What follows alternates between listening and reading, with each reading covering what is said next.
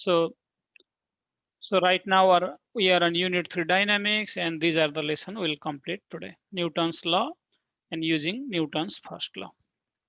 So if you are seeing this screen and hearing me, give me a thumbs up or any other reaction. Okay, thank you very much. So I hope you all are working hard and trying to maintain your pace. So make sure to complete your Unit 1 and Unit 2 if you have not completed already. And then if you need a longer Christmas break, you can complete your entire course by December 1. Okay, you don't have to wait till December 22. Now let's go to our first lesson. So our first lesson is Newton's law. The goal for this lesson is to learn the basic terms, concepts and laws that relate in between force and motion. So that is the goal for this lesson.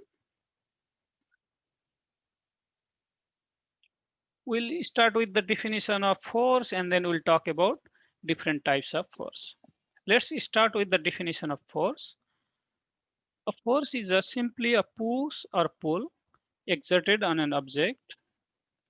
A force can change the speed or direction of motion of an object. So force is simply a push or pull exerted on an object. Since the force has both magnitude and direction, it is a vector quantity.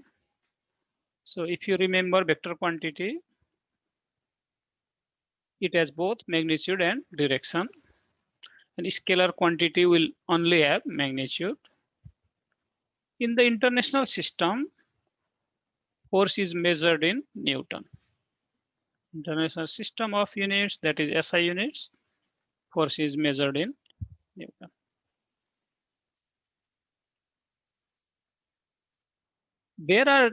In generally, there are two types of forces, contact forces and field forces. We'll start with contact forces. As the name suggests, contact forces are the forces that exist between objects whose surface touches each other. And for example, let us suppose if I am holding a ball, then the surface of the ball and then the surface of my hand touch each other. That type of force is contact force. And other type of contact forces are tension, normal force, frictional force. They all are the examples of tension. Example.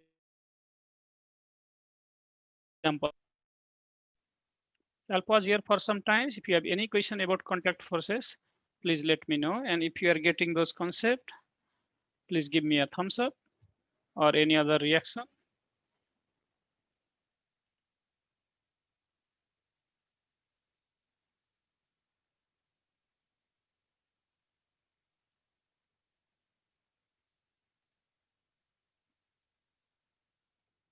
Now let's move on.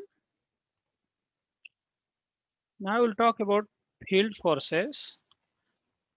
Unlike contact forces, field forces or fundamental forces are exerted between objects that aren't touching each other. That means in field forces, the object will not touch to each other. And there are 4 field forces, and then we'll go one by one to all of them. First one is gravitational forces, gravitational force. And this gravity is the weakest field force, but it is responsible for holding all the planets in their orbits around the sun. So this force is responsible to hold all the planets that revolves around the sun. Gravitational force. This is all about gravitational force.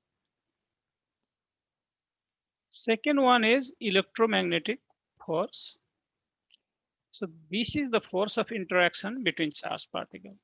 If we have 2 or more than 2 charged particles, then the force of interaction between those charged particles is electromagnetic force.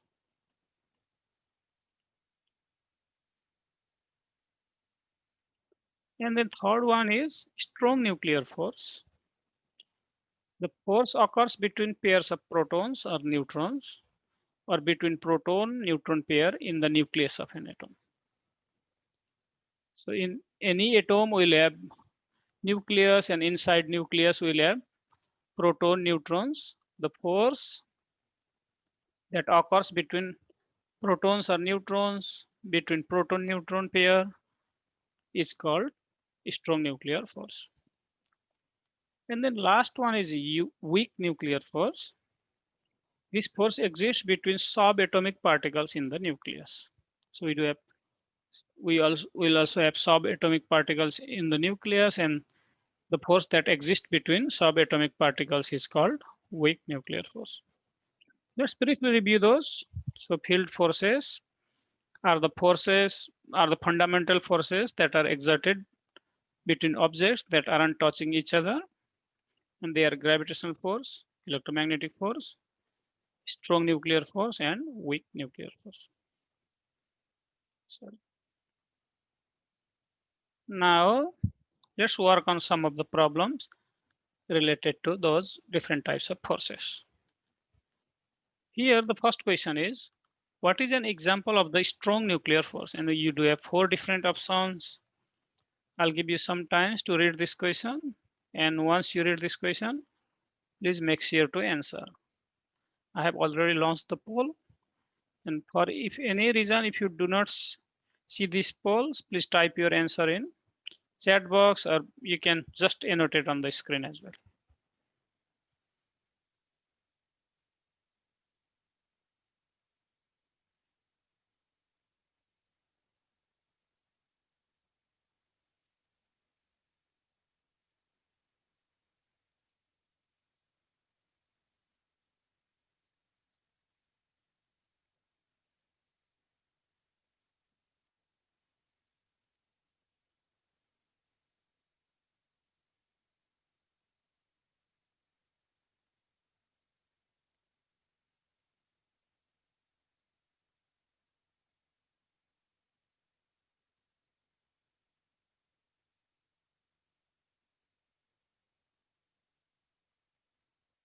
Okay, thank you everybody for the participation.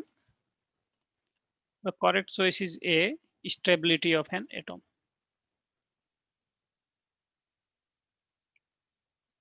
Book at rest, that is contact forces. Third one is electromagnetic force, and downward oscillation object thrown up into the air is gravitational force. So this is A.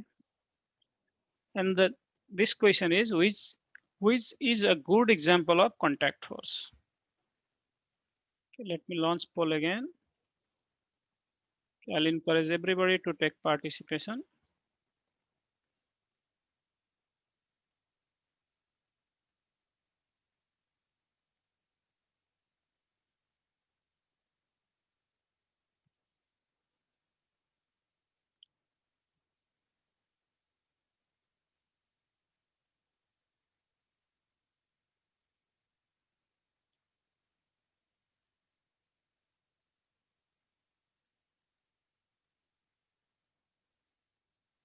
In contact force, two objects will touch each other.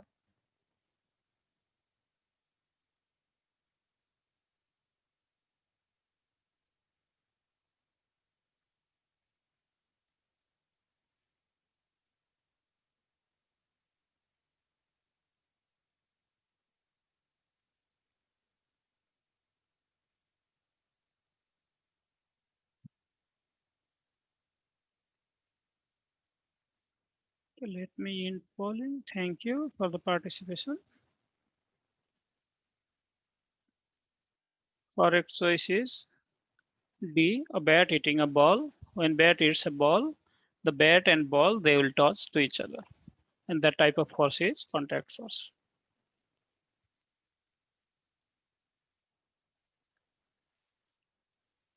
Now let's go to the next question. Okay, now let's briefly summarize 3 different laws of motion. Newton's first law, second law, and third law. We'll start with Newton's first law. Newton's first law states that an object continues in its state of rest or uniform motion in a straight line unless an external non-zero force acts on it. That means if object is at rest, it continues to be in rest. If it is in uniform motion straight line, then it will be in uniform motion in a straight line unless external non-zero force acts on it. The object resists any change in its state of rest or uniform straight line motion. And this is also the law of inertia. And the resistance that object does not want to change its state of rest or state of motion is called inertia. So that is the definition of inertia as well. Now let's go to the second law. So Newton's second law states that acceleration of an object is directly proportional to the net force acting on it and inversely proportional to its mass. That means acceleration is directly proportional to net force. This is sum F means net force. And acceleration is inversely proportional to the mass. If we combine those two and then we assume that force is 1 Newton, acceleration is 1 meter per second square, then proportionality constant will become 1. And then we get an equation, force is equal to mass times acceleration. Net force is always equal to mass times acceleration. A is acceleration, let me write that one. And you can write that equation. We need to use that equation later. Sum F is net force. Net force. Now let's go to Newton's third law. Newton's third law states that when an object exerts a force on a second object, so one object exerts a force on a second object, then second object will also exerts an equal and opposite force on the first object. As for example, if you are walking, you are exerting certain force to the ground, and then ground will exert equal and opposite force towards you. So that is one example of Newton's third law. Now I'll pause here for some time. If you have any question about Newton's first law, second law, or third law, please let me know. And if you understood this concept, please give me a thumbs up or any other reactions, non-verbal reactions.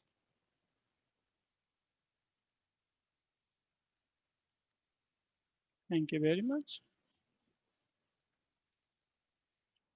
Okay. Now we do have a question here.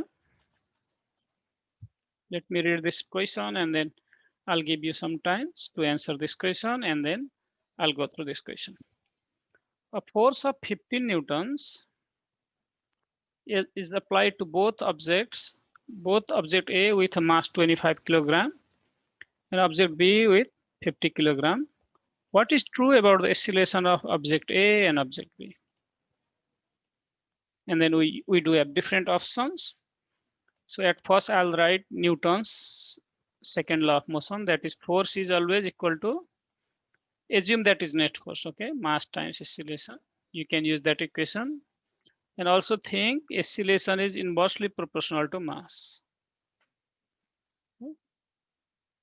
Yes, acceleration is inversely proportional to mass. That means if you apply same force to any object, and then if mass is greater, that means acceleration will be lower and vice versa. Mass is greater means lower acceleration, low value of acceleration, and vice versa. So based on those information, please try to answer this question. I'll give you some time.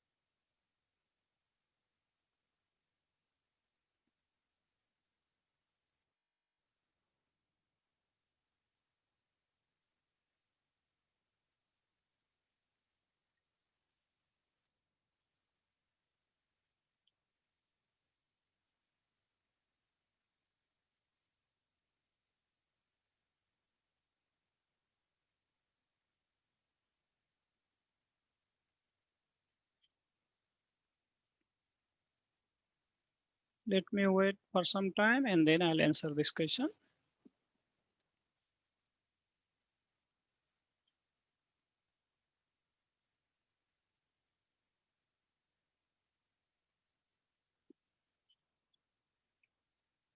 I want to thank you all for the participation. Now let's work through this problem. At first, I'll write Newton's second law, that is F is equal to ma for both object A and object B. For A means for object A, ma and acceleration of A 1. And for second object, F of B is your mass of the object B and acceleration of object B. Now let's substitute those values. Force is 15 newtons, it's given. And mass of object A is 25. Acceleration, we have to compare it right as it is. For second object B, force is again same. Mass is 50 and acceleration is acceleration of object B. Since these two equations, you can see that on left hand side is 15, 15. So that means they both are equal. So you can write 25 acceleration of A is equal to 50 times acceleration of B. To get rid of 25, divide both sides by 25. 25, 25 get cancelled. So acceleration of A, 50 divided by 25 is 2 times acceleration of B. That means acceleration of object A is twice that of acceleration of object B. Correct choice is D.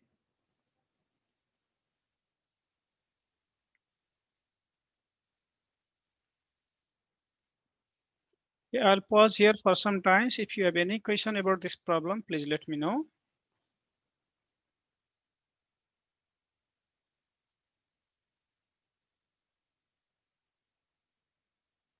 Now let's go to the next part. Here the question is, if a metal ball suspended by a rod is at rest, which force is responsible for balancing the force due to gravity? So if we suspend any object by a rod or string, that time the force which is responsible to balance is called force due to tension or simply tension. So that means the correct choice is A, tension of the rod. So tension in the rod.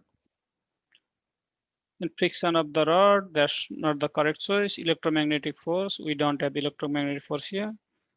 And then strong force only plays around atomic particles, in between atomic particles. So all those choices are wrong.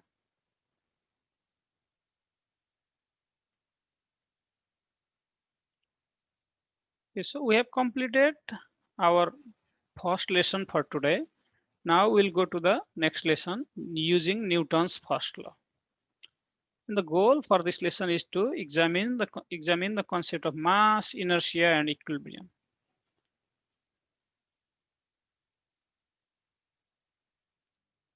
Let's start with the definition of Newton's first law of motion, and then we have already briefly talked about Newton's first law of motion in our previous lesson as well.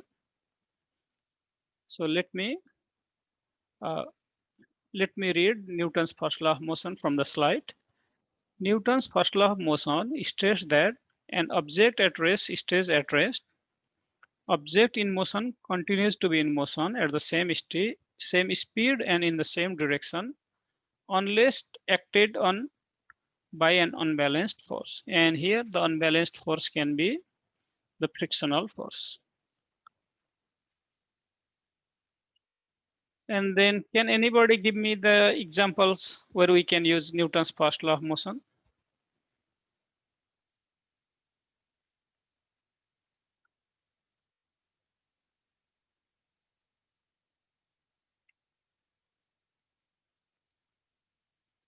So in daily life, we use Newton's first law of motion. Think about the situation. You are hitting a ball and then ball is moving on the ground. So in the beginning, before you hit the ball, let us suppose you hit the ball with your foot, okay, and then before you hit the ball is in rest, so it wants to be in rest. It does not want to change its position, change in its state. Sorry. And once you hit the ball moves with a constant speed unless it is acted by an unbalanced force. But whenever balls moves through the ground, there is frictional force that opposes the motion of the ball. So after some times it will comes to the rest. So in that way, we can relate Newton's first law in our daily life. Now, in this slide, we'll translate some of the terms related to the first law into mathematical form. Okay, mathematical form, and then so let's start with first point. So we do have 4 different points here. So when an object is at rest, it has a 0 velocity. That makes sense. If the object is rest, the velocity is 0. Second one, when object is in motion, its velocity is not 0. So it will have different velocity. Its velocity will not be 0 and it will have some velocity. And third one is once an object in motion, it continues to move in a straight line with the same speed unless acted upon by an unbalanced force. And then this unbalanced force can be the friction. That is about third one. And then last one is when an object stays at rest or moves with a constant velocity. So let me briefly reiterate it. Uh, if the object is at rest or moves with a constant velocity, all the external forces acting on the object are balanced and the net external force is 0. The object is at rest or moves with constant velocity. At that time, net external force is 0.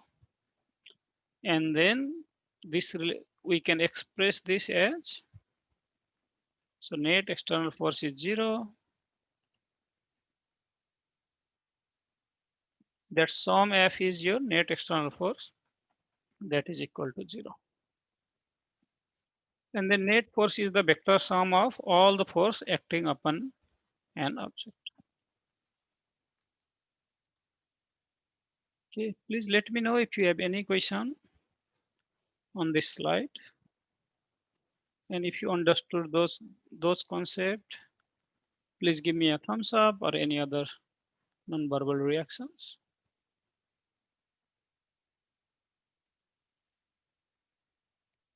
Let's move on.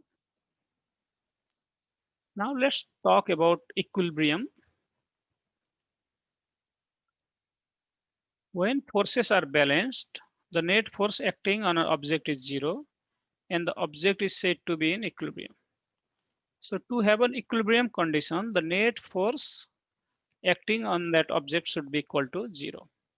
And you can see here on the diagram.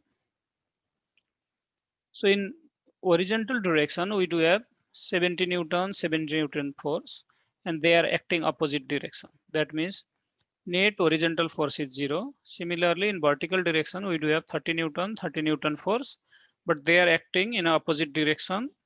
So that means net force in vertical direction is also 0. So that means net force is equal to 0. Net force F is equal to 0. This condition has to be satisfied for any object to be in equilibrium condition. And then static equilibrium. So the state of equilibrium in which the object is at rest. So object does not have any velocity. The velocity is 0. And net force is always 0. So that is all about static equilibrium. And in dynamic equilibrium, The object moves with a constant velocity.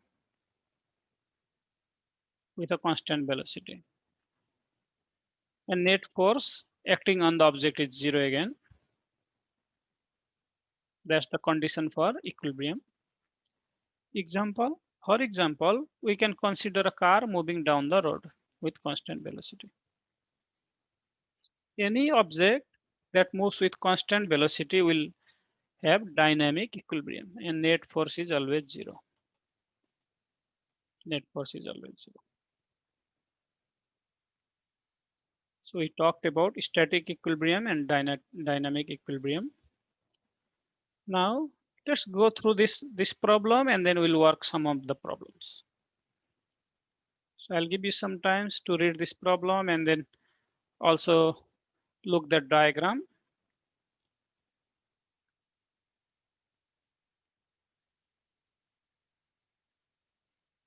Let me read this question. A 2 kilogram box sitting on a table is pushed with a force of 12.10 newtons. So we are applying force 12.10 newton. If the frictional force is 0.1 times normal force, so we can see here normal force and then sorry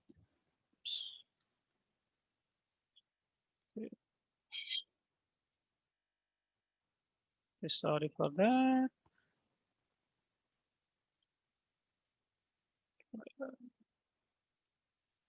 Sorry, I was here for some reason. Okay. Okay, I just want to make sure. Are you all seeing my screen again? For some reason, my screen share got stopped. If you are seeing this screen, please give me a thumbs up. I just want to make sure you are seeing this screen. It says a 2 kilogram box sitting on a table is post. Yep, thank you very much. I'm so sorry. So frictional force is 0.1 times the normal force, and then normal force is here. Normal force is exactly equal to the weight of the box. So frictional force is 0.1 times normal force is 19.6 Newton. So it becomes 1.96 Newton. And then weight of the object balanced the normal force. So they will cancel to each other. So we don't have any force on the vertical direction. So the question is how much is the net force acting on the box, and then forget about this part. So net force is, we only have net force in a horizontal direction, and that is 12.10 Newton minus frictional force. 12.10 Newton, and then frictional force is 1.96 Newton, and that is 10.14 Newton. So that means we do have net applied force to this direction, that is 10.14 Newton.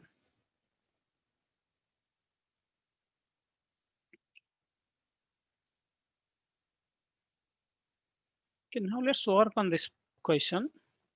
So the question is, which diagram represents an object at static equilibrium? Static equilibrium means the net force acting on the system is zero, both horizontal as well as vertical force. Okay, so I'll give you some times to answer this question. Okay, I have launched the poll. Please go through the question and try to answer this question.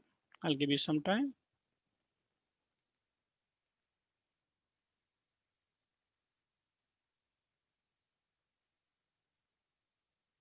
Static equilibrium means net force acting on the system is zero.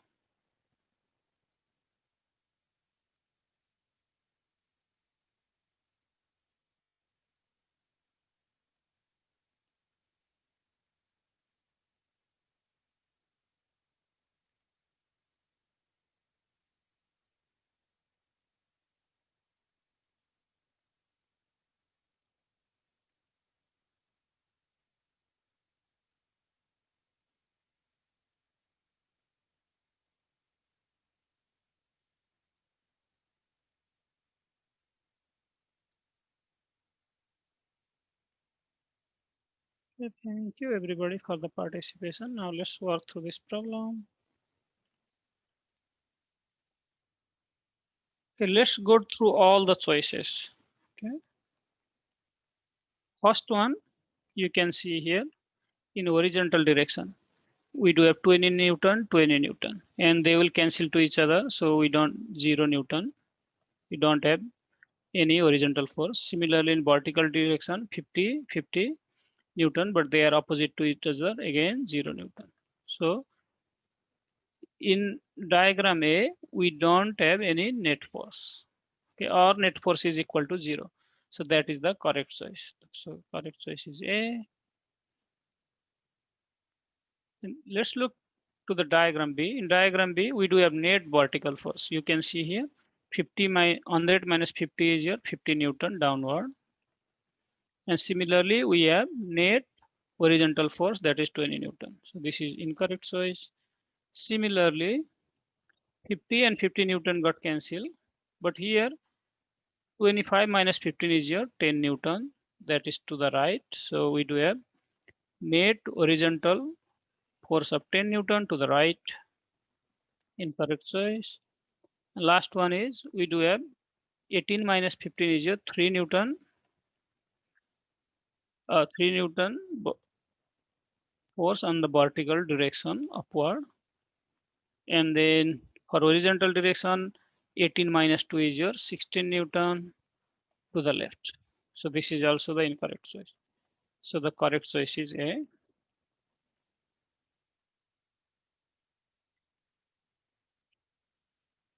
Now this question is a 10 kilogram box is at static equilibrium and the downward pull of gravity acting on the box is 98 newtons. What is the minimum force that would be required to just pick up the box? This question is straightforward, so I'll give you some time to read and work on this problem. I have launched the poll. At first, please read the problem and try to answer this problem.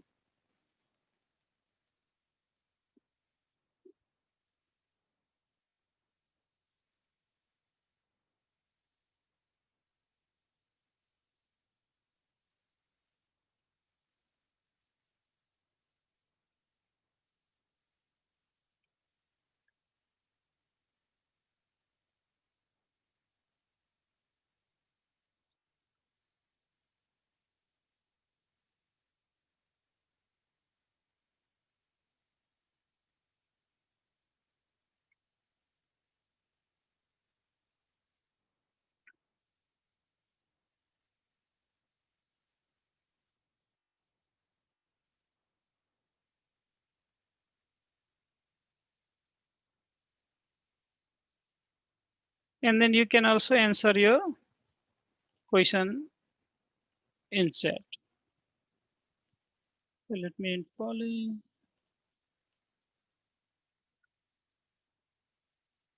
A 10 kilogram box is at static equilibrium and then the downward pull of gravity is 98 newtons. So 98 newtons downward. So we have to use at least greater than 98 Newton to pick that object.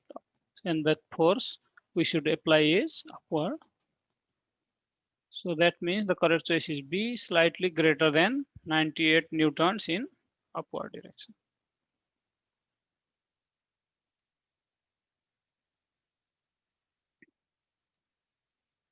Let me read this problem. A car is moving at a constant speed along a straight line.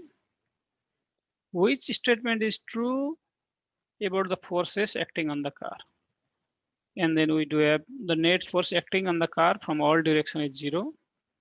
Net force acting on the car is greater than the car's weight. Net force acting on the car is in the direction of car's motion.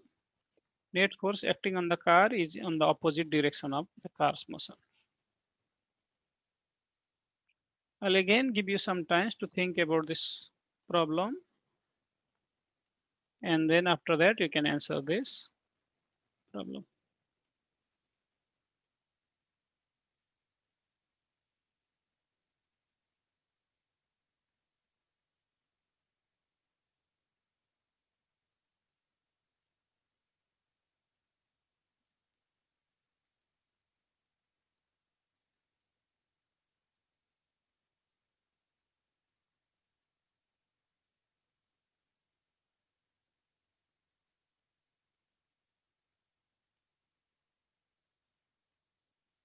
And these are the questions from the mastery test. So once we solve those problems, it would be easier for you to complete your mastery test.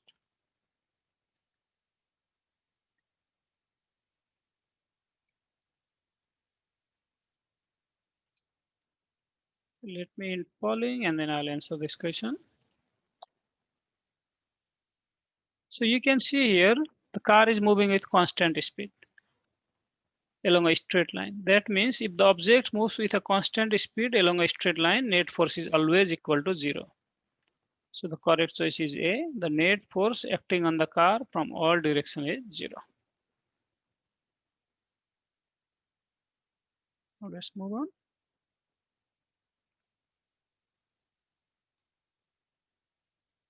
Here the question is, Ellie is playing with a ball in a bus that moves in a straight line with constant velocity. What can you say about the motion of the ball in the moving bus if the Ellie throws the ball vertically upwards? So whenever Ellie throws the ball vertically upwards, the balls also moves with a constant velocity along with the bus. So that means the balls will fall back to Ellie. The correct choice is A. These all options are incorrect. Correct choice is A. Let's finish that last problem. Then after that, we'll end our live session. So a car is waiting 10,000 newtons in park in a garage. Which statement is true about the force acting on the car? This is the question. So the car is parked in a garage means the net force acting on if any object is in motion or moving with constant speed in a straight line, net force is always equal to 0. So that means the net force acting on the car from all direction is 0. Because we can see that, let us suppose this is a car weight, the weight acts downward, weight, and normal force acts upward, and they will cancel to each other. So that there isn't be any net force acting vertical direction. After that, okay. I want to thank you all for being in my live session. It's a nice day to see you all. Have a great day. Thank you very much. And if you have any question, please stay here with me, okay? I'll be here. If you have any question, please stay here with me and ask me that question. Okay, bye-bye.